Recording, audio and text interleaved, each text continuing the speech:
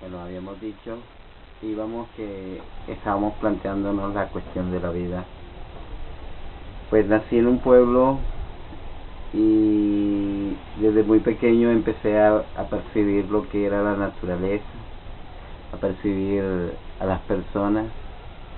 Dicen que la vida uno nace con un don, no sé si el mío es de sentir a los seres. Igual nunca me he preguntado si eso sea un don, simplemente que empezaba a través de, creo que el cariño que sostuve en mi familia y la interacción que tenía con ellos me ha servido para de pronto interactuar mucho con los seres humanos, conocerlos en su profundidad. Pero desde hace mucho tiempo, cuando dicen que uno entra a la adultez, se empieza a complicar la vida, y yo creo que no fui la excepción. Pues siempre me he cuestionado la idea de qué es la vida, como creo que cualquier ser humano se lo habrá planteado. ¿Qué hacemos aquí?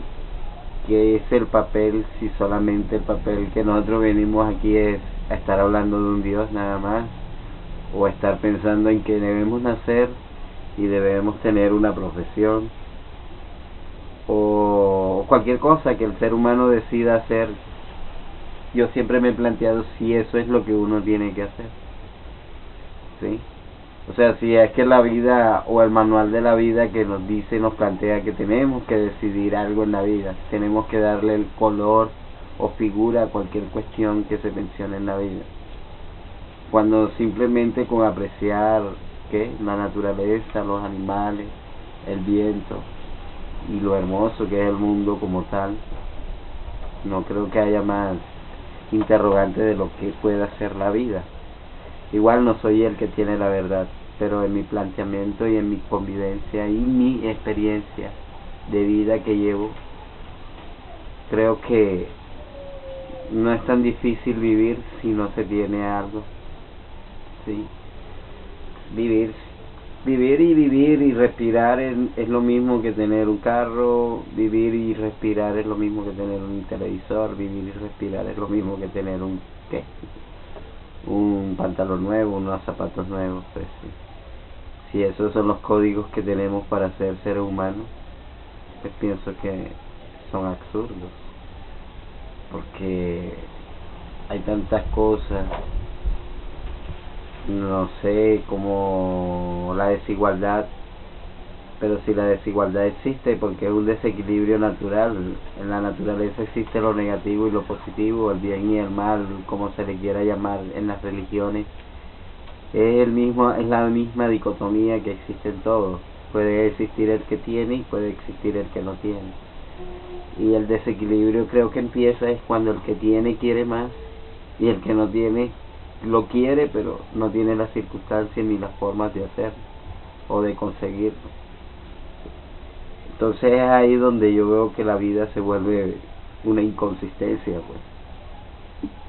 Porque si nos atamos a simplemente a verlo, que la vida es lo material en una parte, porque hablar de la vida es muy complejo, pero desde este punto de vista, que es lo que siempre me ha complicado la vida, es saber por qué el ser humano se ata siempre a eso. O sea, porque en sus circunstancias siempre va a llegar a la idea de que tiene que cumplir una meta en la vida. Si la meta creo que es vivir y permitirle a ella que nos dé todo el tiempo que se necesite.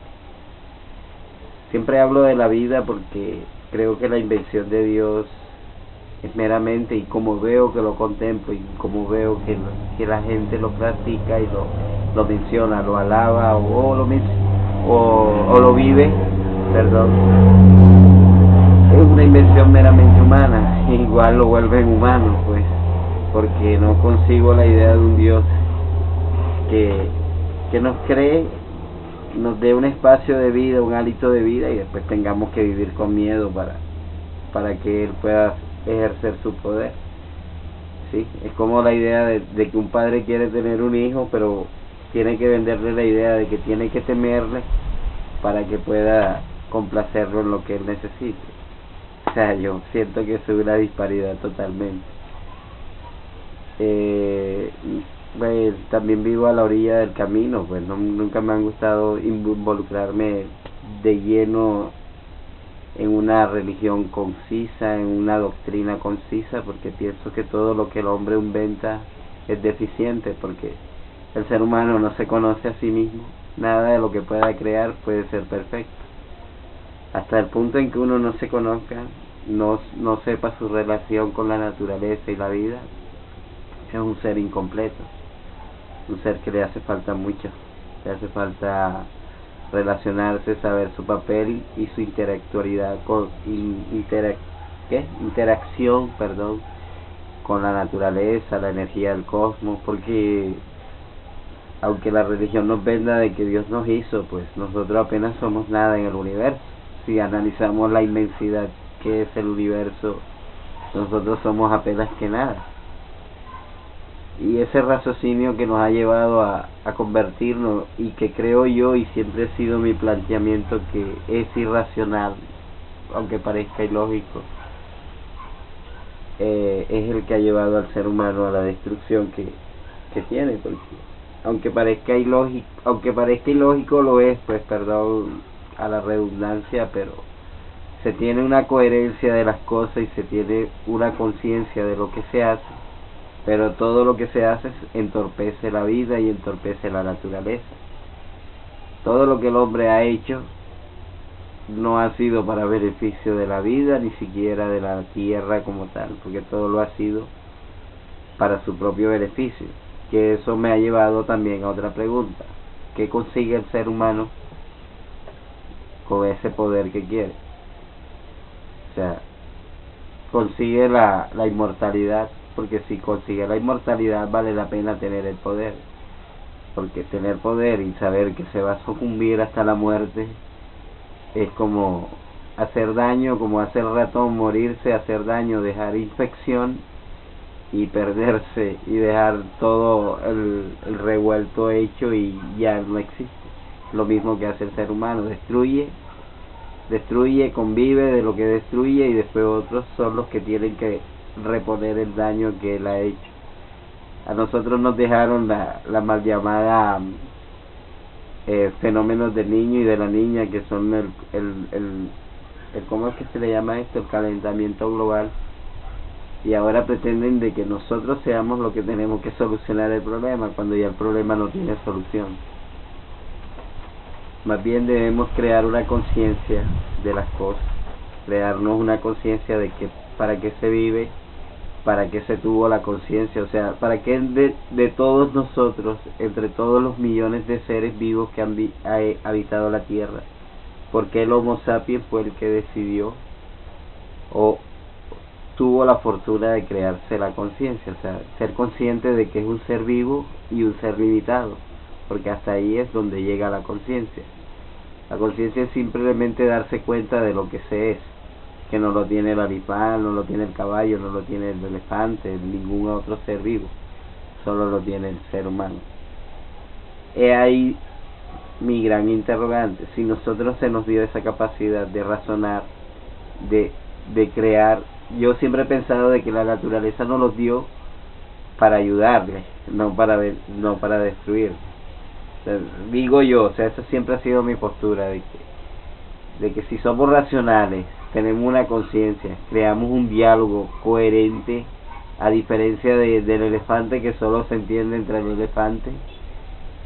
Nosotros tenemos la capacidad de percibir y entender cualquier concepto natural.